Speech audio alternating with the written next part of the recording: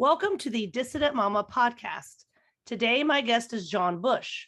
Bush is the founder of Live Free Academy, which is hosting a one-day homeschool summit and a weekend workshop aimed at demystifying home-based and alternative education for beginners, as well as inspiring those who've been at it for a while.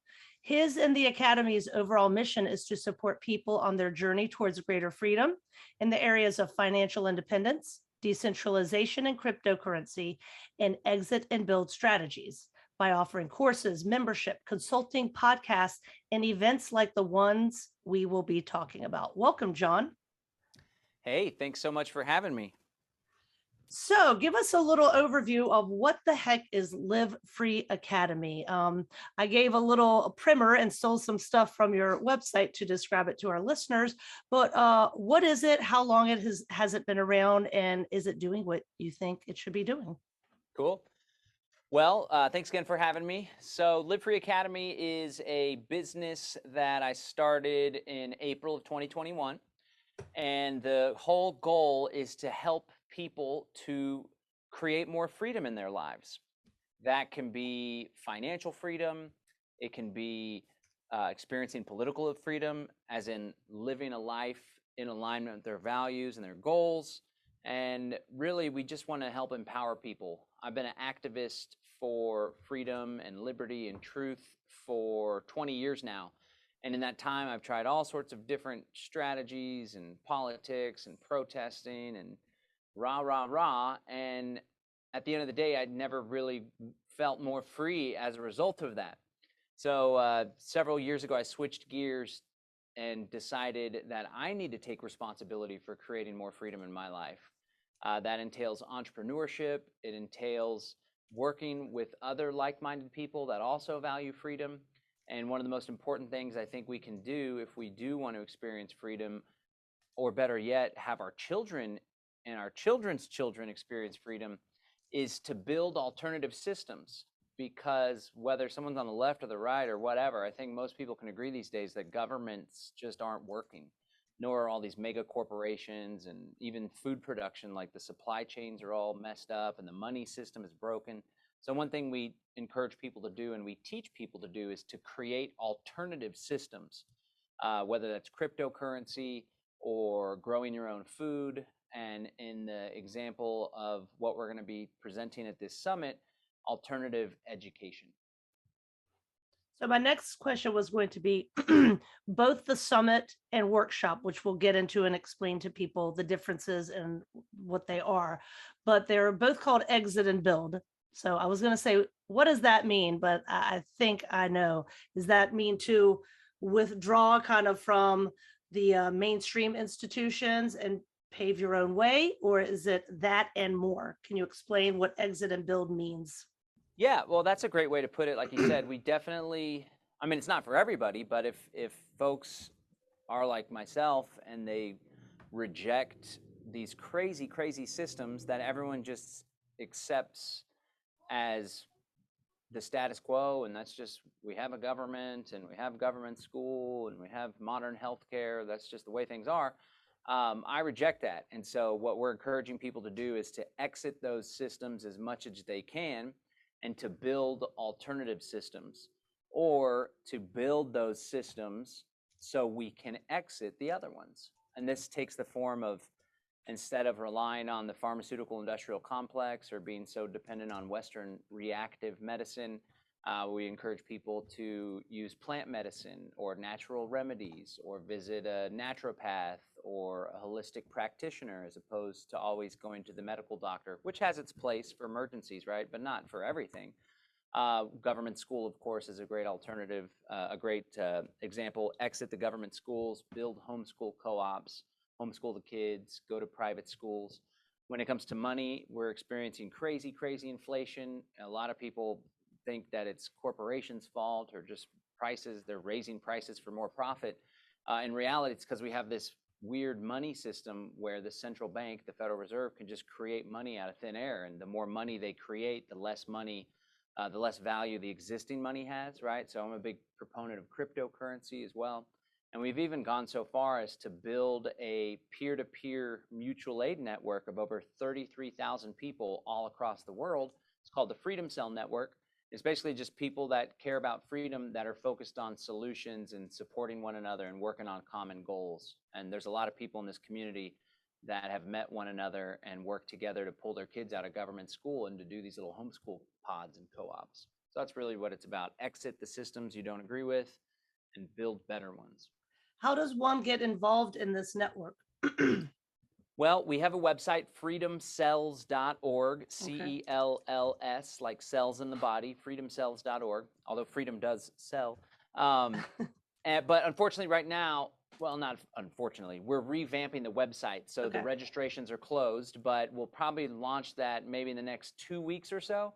We're also very active on Telegram, so I can share with you some links for folks to find us on Telegram in the meantime. But after that, after we have the website relaunched, freedomcells.org is the best place to go. We actually have like a directory, and there's a map where people can put themselves on a map. Ideally, you use like the park down the street or a coffee shop in your area, not your home address. But people that feel all alone and isolated, they put their address on the map and they find out there's like half a dozen people within 5 miles of their home, and people build relationships with these folks, and it's really helped a lot of people to do some cool stuff and to make some new friends. Well, feeling lonely and isolated is something that's very common these days. Mm-hmm. So, homeschooling, the people who pioneered it decades ago, they felt very lonely. And it is something that, you're not a weirdo if you say your kids are homeschooled anymore. However, in my opinion, not enough people do it. And I want everybody to do it. And I think everybody can do it. So let's start talking about these events you have coming up. So tell me if I have this right. You have a summit coming up. It is July 14th. It's free and virtual. Mm-hmm.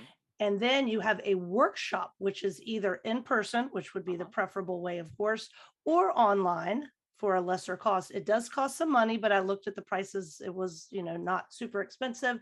And that is an entire weekend, July 29th through 31st in Texas. Do I have that correct? Yes, we're doing the summit. It's absolutely free to sign up. Folks can follow the links that you've provided, and we're going to have a whole slew of incredible speakers, visionaries, parents, homeschoolers, unschoolers. And the idea with the summit is to help parents to understand really what's going on with government schools, because there's a lot of weird stuff going on nowadays. And then even since their existence, it's really been more about indoctrination, creating good factory workers, creating obedient citizens, more so than creating fully expressed, actualized individuals capable of critical thinking, charting their own path, bucking the system, challenging the status quo. That's what I hope for my kids, all those things. So we're going to teach parents about the true origin of government school. Then we're going to talk a lot about the alternatives, and I'll gladly share some of our speakers and stuff with you. And then for folks that want to take it deeper, we're doing a 3-day intensive workshop. The first day, it's in the evening. It's going to be more of a mixer, so it'll be really great in person, but we're going to really use Zoom to get people to meet one another and be really conversational. So the folks going into the workshop are familiar with one another, where people came from. Maybe some folks will feel comfortable letting their guard down, talking about some of their struggles, because homeschooling is the hardest thing that I've ever done. I've done a lot in my life and accomplished quite a bit and done some really cool, big things, but none of them have been more challenging than homeschooling the kiddos. But and then we're going to spend 2 days. It's mostly going to be taught by my good friend Bluebird, who's a homeschooling mother of 4 young kids and grown kids, and she's also been formally trained. She worked in government schools for a while as well. So she's going to be leading the class, and we're going to really, what we want to do is help parents to understand what their educational philosophy is. And many parents maybe haven't even considered what that might be. And then rather than saying like, this is the best curriculum and here's what you need to do in the context of what works for a particular family, all families are different, kids are different, some single parents, divorced parents, happy couples, kids that maybe are a little more outgoing or a little more hyper compared to the calm kids that maybe are a little easier to teach or whatever. We're going to help to empower parents so they can create a customized learning experience for their kiddo. So that'll be the workshop that's taking place at the end of the month. That's a really great way to do it because, when I first started off, I was probably like the typical homeschool parent. I wanted to know exactly what I was doing at exactly what times and exactly, mirror it for my kids. I have three kids that are 16 months apart. So I have twins. So I plan to have two close together so I could homeschool like in a really organized fashion. But then I had twins. So, woo, all heck broke loose. But anyway, um, as I'm starting, I guess, my 10th year now. We are starting our 10th year. Um, those things change. You use something that works and you can toss it, or you can finish it if you're like me, because sometimes when I buy something, I'm like, must finish this product. But you have that freedom, and that freedom scares people. So I think guiding them, like just getting them started, that these are some good things that can work. And then, of course, as they become more adept at homeschooling, they craft it themselves. And I would have never believed somebody telling me that I was going to be eclectic and doing these things all on my own and piecing things together that work for my particular kid or for a family. But it really does happen. It's just like anything else in life. You learn what works and what doesn't work. So that's great. Can you tell us a little bit? We'll get back, maybe dive back in a little bit to the summit and the workshop, but why did you start homeschooling? And can you share maybe your biggest win and maybe like a lesson learned? Okay. So I've been an activist, like I was sharing before, and even when I have two kids, they're 9 and 10, and their mother and I are no longer together, so we share custody, and so I can share some lessons on that front as well, because it's been a challenge. Thankfully, things are smoother than before, but we were just freedom people. We were libertarians. We were not fond of the government. We knew the nature of government schools, so we knew whenever we got pregnant that we weren't going to put the kids in government school. And so we started off more of like the radical unschooling kind of thing. It was very laissez-faire, but we came to realize that the kids actually benefited from a little more structure and leadership, right? And so I'm like the Buddha teaches about a middle path. So I'm not an authoritarian parent by any means, but I'm also not as laissez-faire and just go with the flow as I used to be. So it kind of middled out in this nice middle space. At least that's how I describe it. And so we just knew that government school was not the place for us. One of the lessons that I learned is it's really important for the parents, whether together or not, to be on the same page. Because one of the challenges that my kiddos had is, I believe, a lack of consistency. So we were always changing different things, and it was homeschooling, and it was Waldorf or unschooling, then Waldorf homeschool education, and then some travel, and then we did this private school, and then that didn't end up working out. And right now they're in a 2-day homeschool co-op, and then we homeschool on some of the other days and also do some unschooling and life-led experiences. So I guess one of the lessons that I would learn was try to do something and stick with it so the kids can, feel like they have that stability. That's not to say, though, that we can't be fluid, and if something isn't working, to shift and change it. But I do think that there is a benefit. Well, there's definitely a hindrance, in my view, from changing something so often. So that's one lesson that I've learned from my experience. And then a big win. So I'm an entrepreneur, right? I run a few different businesses, and sales and talking to people and marketing and being in control of your financial life is something that's very important to me. And I've very much proactively tried to impart that on my kiddos. And so they do little booths and have their own little businesses. So when we do events, for example, we just did this big land summit, the Exit and Build Land Summit. It was all about moving out of the cities and buying homesteads and growing your own food and building intentional communities. They had a table at the event, and they were selling, my son sells little plants, little succulents, and my daughter sells crystals and gems and bracelets and jewelry. And so they had their own little booth, and they did really well. They made several $100s between the two of them. Then we went to another event, and they did the same thing at that event.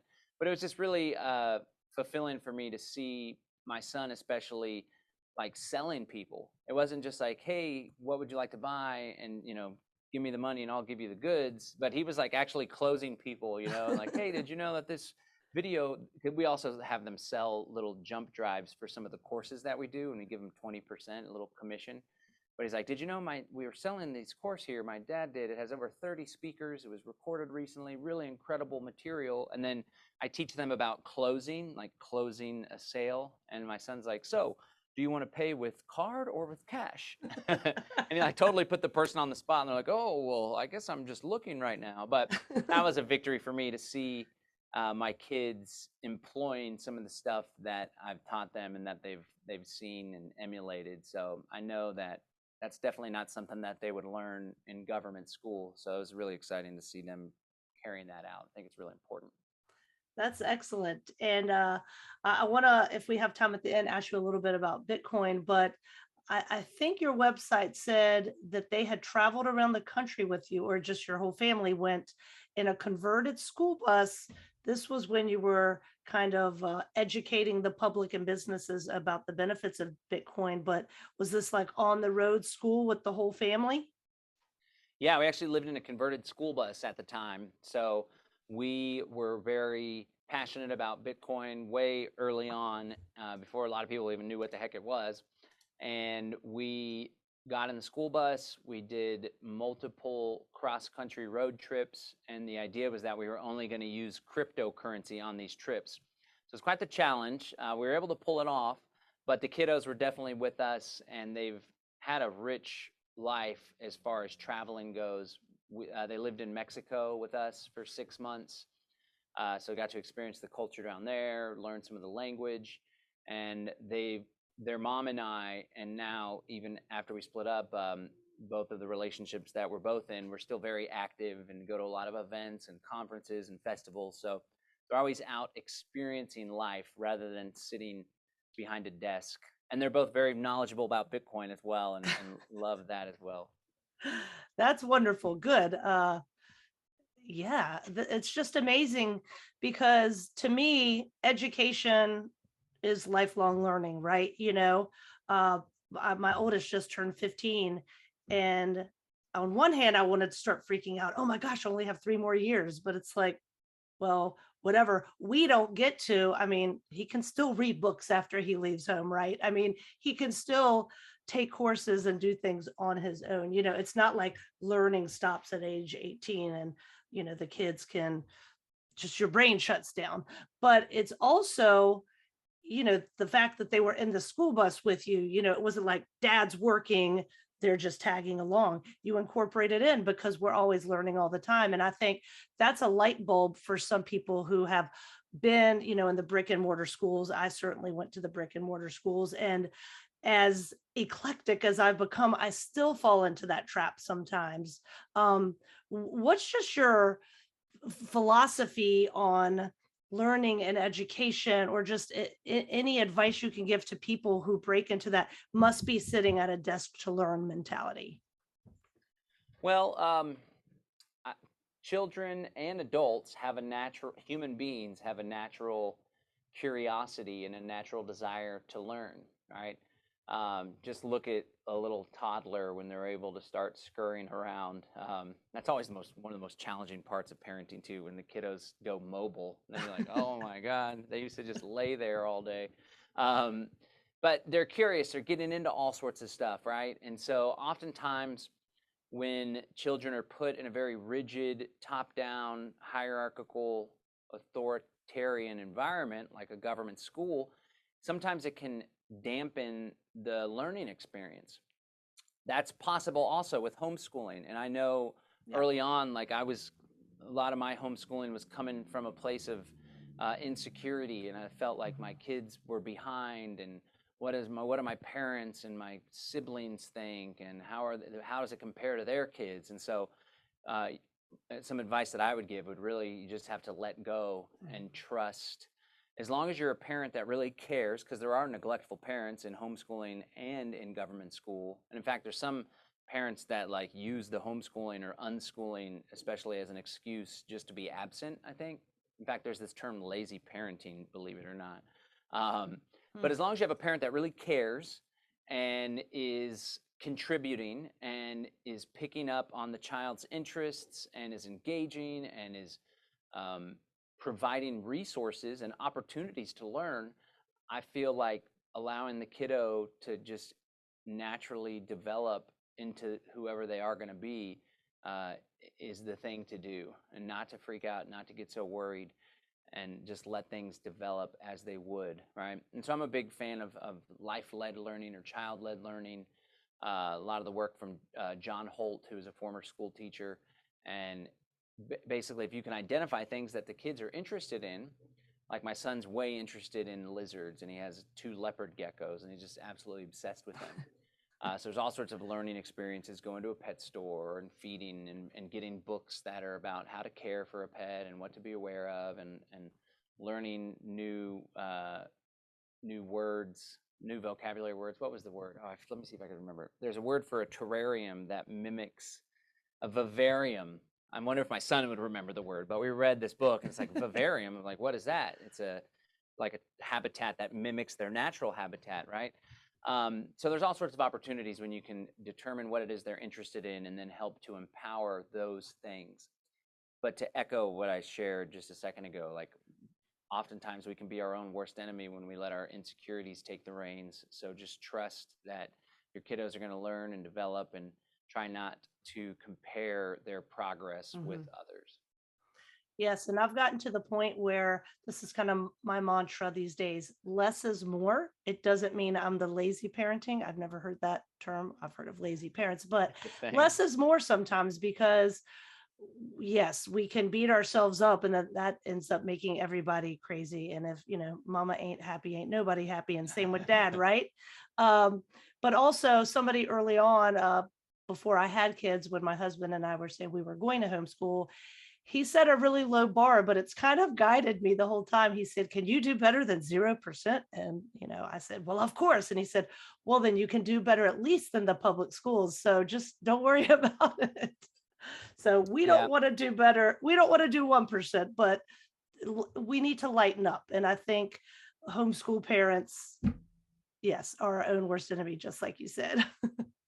Yeah. And, a lot of parents, one of the biggest objections and obstacles is like, well, I wasn't formally trained in teaching, right? You don't have to be formally trained. And there are great teachers out there in government schools, and a lot of people get defensive when I rip on government schools. But in reality, a lot of the good teachers, they're upset with the government school system more than we are, because they're trying to do their best by these children, and the resources aren't there, and the teaching to the test and all this stuff. But at the end of the day, you can learn along with the kiddo. Like if you have a curriculum as a guide, for example, you don't have to know all the material back and forth, especially if you start to get into a little more complex mathematics or whatever. You can learn together. And there's all sorts of resources nowadays, whether it's online academy or hiring a tutor or finding a solid curriculum that has solid notes for the parents that you can prepare ahead of time. But there are really good teachers, and there's also some pretty terrible teachers too. And so here's another thing too. Sometimes the kids don't want to be taught by their parents. That was the experience that I had with my son, especially. He very much was a rebel and a contrarian, and he resisted so much. And I pushed, when he would resist, I would push harder, which in turn would create more resistance, right? That which you resist persists, and nothing could be further from the truth when it came to my experience with my son. But now they do this 2-day homeschool co-op. It's going to be 3 days next semester, and they really like it. They absolutely love it. They have opportunity with friends too. So like you were sharing earlier, homeschooling doesn't have to be sitting down at the dinner table, the parent hovering over the shoulder. It can really take all sorts of different forms, and it's best to choose a path based on the needs, values, and composition of your family and your children's personalities and your personality and stuff. Right. And of course that changes as moms and dads age, as children age. So yes, it's a lifelong thing. And so let's talk about the Exit and Build Virtual Summit. I saw somewhere on your site too, it said free the children.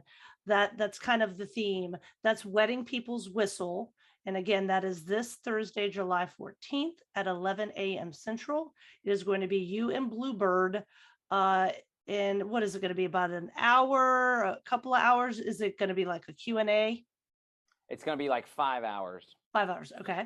Yep, 5 hours. And we're going to lead it, and we're going to hear from some presenters and speakers. Some of them will kind of do like a talk or a presentation, but a lot of it will be us interviewing them. Okay. So we're really super excited that we were able to book Dr. Ron Paul, the congressman who ran for president a couple times. He actually inspired me to become an activist. He inspired me to become more of a libertarian activist and to try to create more freedom. So he was a congressman. He's always been railing against government intrusion. He's a proponent of liberty and peace and non-intervention and free markets. But he also created a homeschool curriculum called the Ron Paul Homeschool Curriculum. It's a little more conservative in its leanings, and it teaches a lot about the founding fathers and about the Constitution and all this good stuff. But there's a lot of folks that really have benefited from it greatly. He also wrote a book in, I think it was 2013, called The School Revolution, and it's all about the failure of government schools and how the funding's all jacked up, there's all this bureaucracy, and how the federal government pushes themselves on even state and local school districts, and how homeschooling is really coming in and filling the gap and meeting that need. So really excited to have him. He's a pretty big deal. Excited about that. Yeah. My good friend Richard Grove, one of my colleagues, does a lot of liberty stuff. He actually sat down with John Taylor Gatto, who also was a school teacher who got fed up with the system and then dove deep on a line of research, and later would come to realize that government schools in the US were founded, even going back to the 1800s, based on this Prussian model. And like I said before, it wasn't about critical thinking. It wasn't about self-expression of the individual. It wasn't about creating empowered people. It was about creating good citizens. And it was also during the Industrial Revolution. It was about creating docile workers that would meet the needs of the Industrial Revolution. And things have changed, right? We live in a new world, information age, internet, Zoom meetings, entrepreneurialism. So we no longer have a need.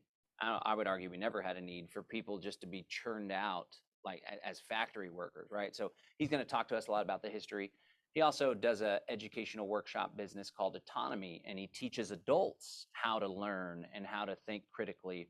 Because a lot of adults, even like you said, lifelong learning, but there's a lot of adults that spend a significant amount of their time just watching TV or, sitting back and having a beer. But I think it's really important that we instill in our children, but we also recognize in ourselves there's all sorts of beauty and wonder in the world, and we can continue to learn well on through adulthood. My friend Jack Spirko is with the Survival Podcast. He's a grandfather, and he homeschools his two kiddos, so we're excited to hear that perspective. It doesn't always have to be the parents. Pam Popper, she's a big homeschool advocate. She did a lot to push back on some of these lockdowns and some of the stuff that went on in government schools.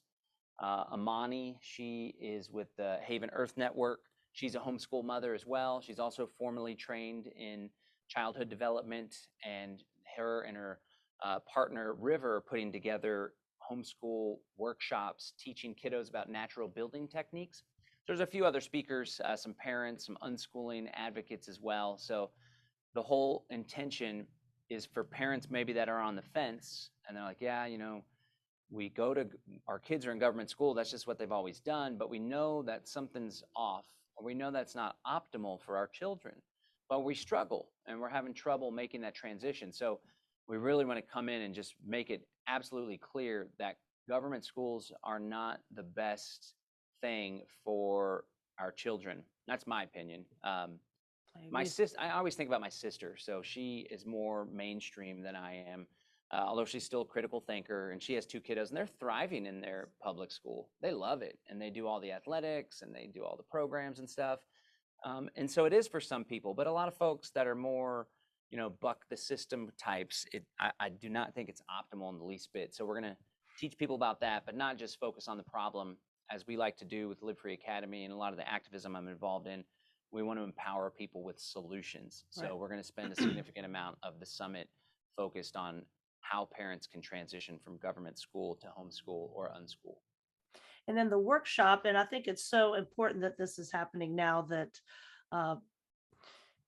people who weren't necessarily buck the system people 2 years ago, 3 years ago, are now all of a sudden buck the system people because the system has become so insane.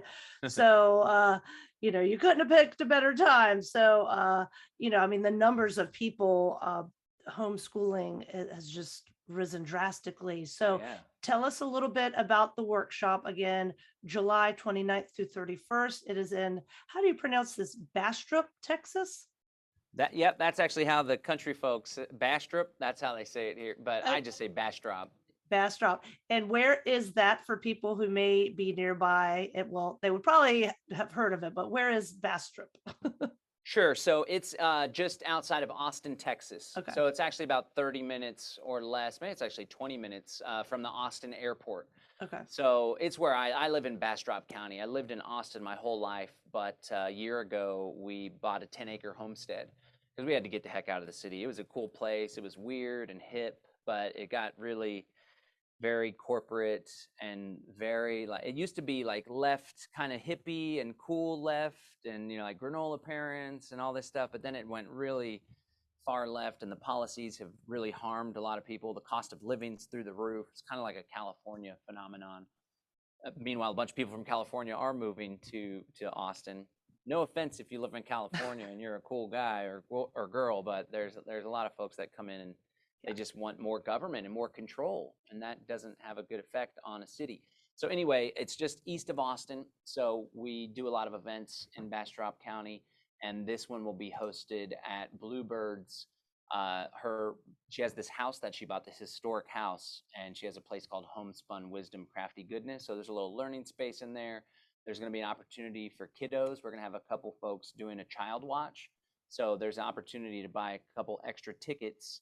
Although we do have limited space for that. So the kiddos will be entertained, playing games, watching some movies, doing some outdoor activities as well. So yeah, people can join us in person. We have very limited seating, so there's probably only about 10 of those tickets left. And then if not, you can purchase a virtual ticket, and we've done a really good job of making the virtual attendees feel as though they're immersed in the experience. So we'll have a big TV, kind of like this here, and it'll show the Zoom participants there. So the people that are in person will be able to see the people on Zoom, and the people on Zoom will be able to see the folks there. They'll be able to ask questions and interact. And like we shared before, it's really going to be about helping parents to identify what their educational philosophy is. If they have one, help them hone in on it. If they never really considered that, help to empower them to think about things like what's the disposition of their children, what are some of the things that are important to them as far as values and principles? What's their time like? Are they working? Do they have a significant other or a co-parent or their husband or wife that can help? And so figure that stuff out. And then once we've helped them to figure that out, then there's going to be a few different options presented to help them kind of identify what the best path moving forward is. And one thing we do with a lot of our events too, it's not just a one and done event. Thanks for coming to the event. Good luck. We'll talk to you later. We try to create a community and help, because it really does take a village. And if somebody's just getting started on homeschooling, there's folks that have been doing it for a while, or there's folks that raised adult kids homeschooling. And we're very much about connecting people together so we can support one another and make life easier. Yeah, I agree. I am a big fan of coattail riding of smart people. I do that in all realms of my life. So why not do it for people who have been successfully homeschooling, made mistakes, learn from them, and can, help guide you on the journey. So I think that's wonderful. So we're going to take a little break here, John. And then when we come back, if there's anything else you want to say about the two homeschool events, we can wrap that up. And then I just had a couple questions about Bitcoin for you. Is that okay? Sounds good to me. All right. Thanks. See you in a sec. Okay, so I read that you have been involved in cryptocurrency since 2013. You've been educating businesses and the public on the benefits of Bitcoin and the practical side of crypto. So my husband and I play around with Bitcoin. He does more than I do. We have a minuscule amount just for fun, but never really invested in it or been that serious about it. So Clown World, however, is making us think that perhaps we should reconsider. So give us just your elevator pitch for why Bitcoin is practical for people like us. Okay, so, I mentioned the Buddha earlier, and another principle that the Buddha taught was beginner's mind, right? So never become so rigid in something, always be open to consider alternatives or to reevaluate preconceived notions. And so I like to look at a holistic approach. So last year I did a webinar called Build Wealth, Opt Out. How cryptocurrency can help you to create financial freedom and opt out of the coming technocracy, right? So technocracy is like this scientific surveillance society, vaccine passports, social credit score type stuff, right? And so I've kind of changed what I teach and encourage when it comes to the whole build wealth part. The reason being, so first of all, for your audience, if they're not familiar with Bitcoin, it was the first cryptocurrency. It's a decentralized technology. And essentially, all throughout history, people have used ledgers in order to maintain financial records, right? Even way back in the day, they would keep tabs on big giant boulders. And right, and then of course you had etched in stone tablets that have been discovered from ancient civilizations. Well, a lot of people use ledgers to deal with checking accounts, credit card balances, who owes what to whom, accounts receivable, accounts payable. And the challenge is you have to trust a third party in order to maintain these ledgers. So most commonly, what comes to mind is a bank account. You have to trust Wells Fargo. Well, interestingly enough, Wells Fargo employees were recently busted moving money from customers' checking accounts to their own. HSBC, one of the world's largest banks, was caught laundering money for the drug cartels, right? Another ledger is the United States dollar, and that ledger is basically maintained by the Federal Reserve Bank, and they have the ability to just create money out of thin air. Well, the big innovation that Bitcoin created was you have a ledger that keeps track of who owns what Bitcoin, who sent what Bitcoin to whom. And of course, you can have a fraction of a Bitcoin. Many people think you have to have a whole Bitcoin, so then they think it's inaccessible to them because one Bitcoin today is worth like $20,000. You can have a tenth of a Bitcoin, 0.01 Bitcoin. And so the cool thing about this new technology is that you can take a ledger, it shares information about who owns what or who sent what to whom, and that ledger gets decentralized and distributed on over 13 or 14,000 computers all throughout the world. So for the first time in history, we have the ability to exchange money with one another or exchange information. And that information, we don't have to trust a third party because every time a transaction takes place, it's updated on all of those different computers, and they all have a consensus as to what's accurate and was this true, and did this person actually have this Bitcoin, so you can't double spend the Bitcoin, right? That's just what the technology is all about, this blockchain technology. And so the reason why Bitcoin has gone up in price so explosively is because there's a limit to these digital units. Another really important innovation in Bitcoin is that this person, he, she, they, them, nobody knows, it could be a group of people, Satoshi Nakamoto, they created digital scarcity. So before, when you have a digital thing, a JPEG file or a video or whatever, it could be replicated because all it is a bunch of ones and zeros. Well, through the Bitcoin innovation, this person, he, she, they, them, created a digital item that can't be replicated, mainly because it's the accounting of all of them are stored on all these different computers. So if you try to cheat it, the other computers will know that's not the record that we have. That's not the record that everyone else has except for this one computer that's trying to cheat the system.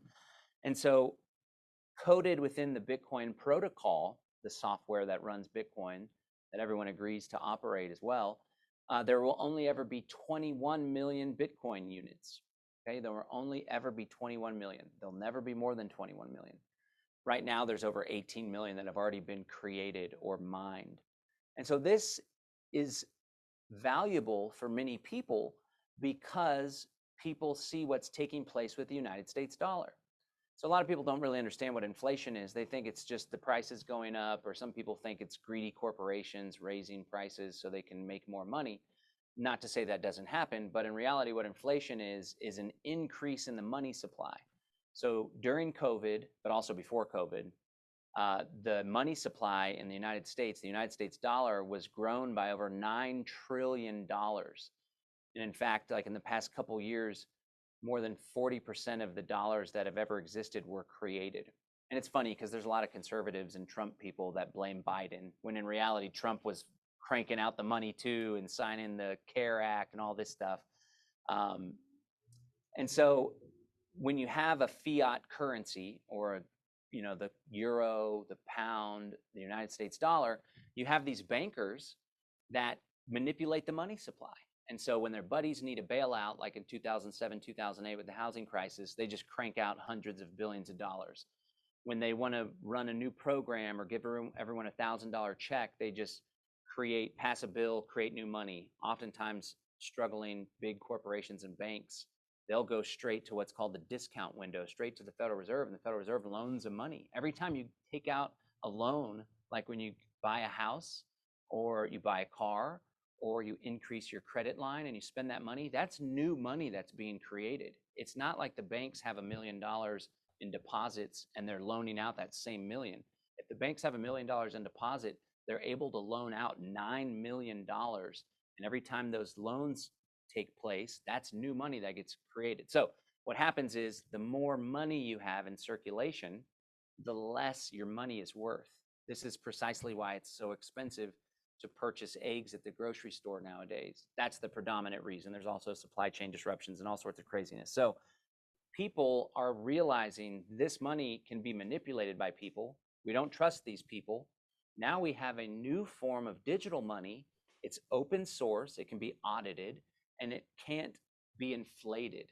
So that's valuable for people. Now, here's why I said earlier that my views have changed.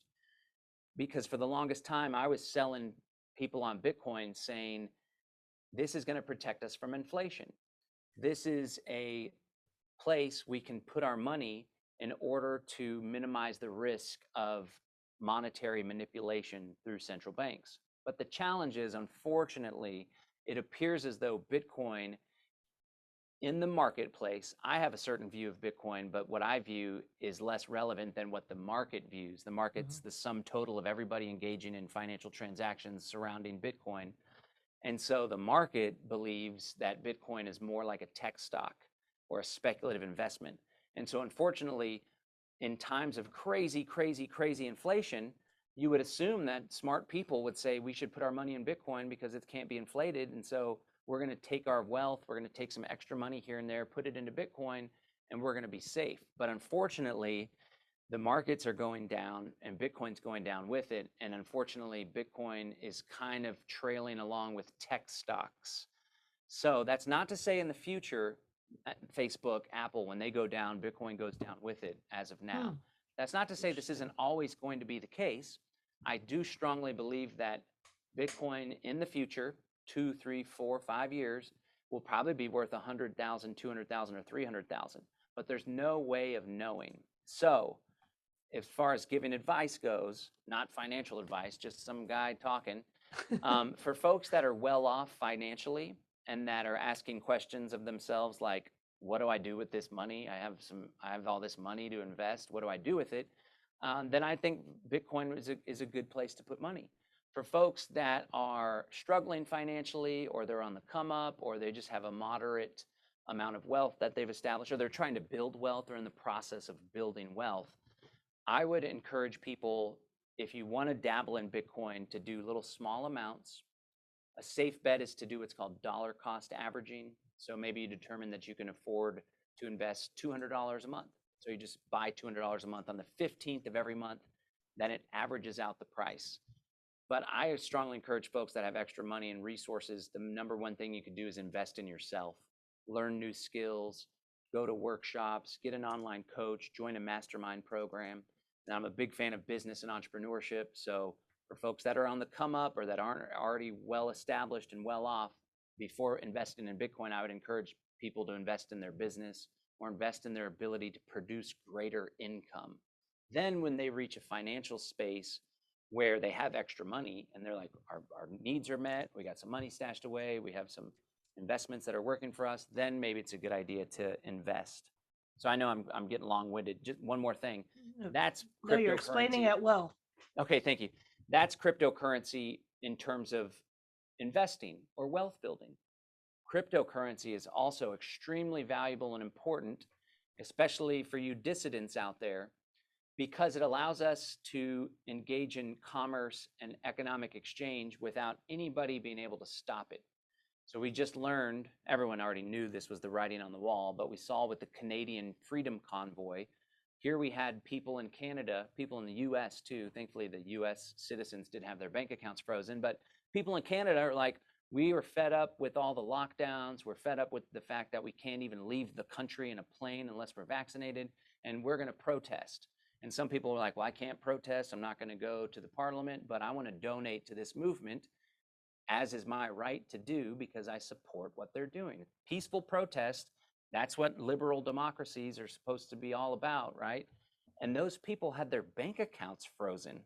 They all got access again, but I mean, you get your bank account frozen, it really puts a damper on your day, right? And so that's like, wow, now we have governments, not some authoritarian regime in the Middle East or whatever, but we have the Canadian government froze people's bank accounts because they had the audacity to support a peaceful political movement. So we're entering into a world now where central banks, they're going to shift over to what's known as a central bank digital currency. That's like digital money. Most money is digital nowadays anyway. Even you have paper cash, but it's all represented by ones and zeros. And so they want to make it completely digital. And not only just digital ones and zeros, like when you swipe a credit card or transfer money between your bank accounts, but ones and zeros that can be tracked and traced and analog and analyzed. And it makes it so much easier to do as they did in Canada. If you subscribe to the Dissident Mama podcast, you go to one of John Bush's summits or workshops, if you show up at a protest, if you follow some banned content on social media, then they could make it hard for you to do things. Or let's say that we have a universal health care scheme, and if you purchase, you're not allowed to purchase unhealthy food because your cholesterol at your last checkup, or you have gone over your monthly carbon allotment and you're not doing a good job being green, so we're going to limit your ability to do A, B, or C. It seems like stuff that's far-fetched if I explained it 10 years ago, but now we live in a technological world, a new world order, so to speak. So the cool thing about cryptocurrency is it's decentralized. It can't be shut down. There's no PayPal account to turn off. There's no CEO or board of directors to pressure or to coerce or to threaten with a lawsuit.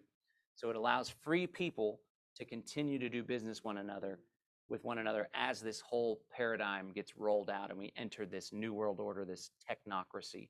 So even if people aren't going to invest in it, which is fine, again, although I would invest in yourself first, it's very important to learn how to use cryptocurrency if you happen to be one of the dissidents or rebels that buck the system, so you can continue to do business online with one another, and there's nothing the government can do about it. Yes, that's you explained it so well. I've listened to some podcasts and read some stuff on crypto before, but you really helped connect the dots. So you have inspired me, sir. I am going to start looking into it a little bit more as opposed to just maybe dabbling in it. But thank you so much for coming on the show. And I think everything that you do that I know about, and perhaps I'll have to have you on again talking about some of your entrepreneurial things. And you're just a busy guy, but I see all of it as a way to, like you said, kind of just it's like personal secession almost. You don't want to send your kids to government school, so you're doing this thing that's not part of the system. Same with the Bitcoin. You're not hiding under a rock. You're not fleeing. You're just doing something alternative. And I think that's a powerful thing. And I think more and more people are doing it. Like we've talked about how people who were normies 3 years ago are now all of a sudden, radical people wanting to homeschool their kids and dabble in Bitcoin. So I think it's a good thing. And I really think the work you're doing is important. Well, thank you. I can get you a link also for your audience to check out that webinar. But again, even in the webinar that I did like a year ago, I was like, Bitcoin's going to help us to build wealth. It's going to go up and be a safe place to put your money instead of inflation. But that's not necessarily the case looking back. But I still teach a lot about the mechanics and the nuts and bolts of cryptocurrency. So I'll share that link with you as well. And then, yeah, I think it's a better. So for folks that are upset with how things are going, a lot of people get involved in politics and then they get involved in this us versus them thing. And it's like, it's a zero-sum game with politics. Whoever person wins, they force their policies on everybody else and vice versa. And so I think if we can kind of shift gears and start thinking about, well, what can we do as a community of like-minded people in order to support one another and in order to work together to meet our common wants and needs? And I think it's actually becoming entirely possible that in the next generation or two, we could see a system where people are able to choose what governance model they participate in. And that's something that really excites me, and I'm doing everything I can to help that transition along. So I appreciate you giving me the opportunity to speak with your audience about some of the work that we're doing.